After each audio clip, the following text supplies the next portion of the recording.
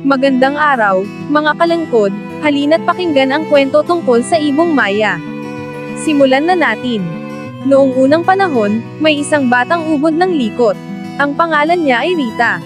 Maliban sa pagiging malikot ay may mga bagay ding ginagawa si Rita na di dapat gawin ng mga batang kasing gulang niya at dahil dito ay naiinis ang kanyang ina sa kanya. Isang araw matapos mapagod sa paglalaro ay umuwi si Rita at nakita ang inang nagbabayo ng palay.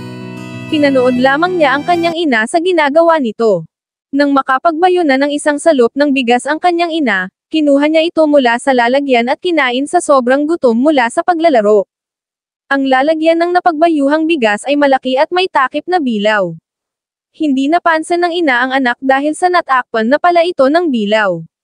Nang matapos na ang ina sa pagbabayo ng bigas ay tinawag niya si Rita upang mautusan ito upang maitago na ang mga binayo, ngunit hindi ito sumagot.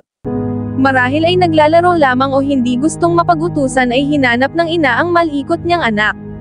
Hindi niya ito mahanap sa lahat ng madalas nitong pagtaguan. Nang babuhitin na niya ang lalagyan ay nalaglag ang bilawong takip nito at may nakita siyang maliit na ibon sa loob nito. Ang maliit na ibong iyon ay malikot at kumakain ng bigas. Ang ibong iyon ay si Rita na ngayon ay tinatawag ng Maya. Maraming salamat sa pakikinig, hanggang sa muli mga kalangkod. Ingat, mag-subscribe na kalangkod, para mapanood mo ang mga video na i-upload ko.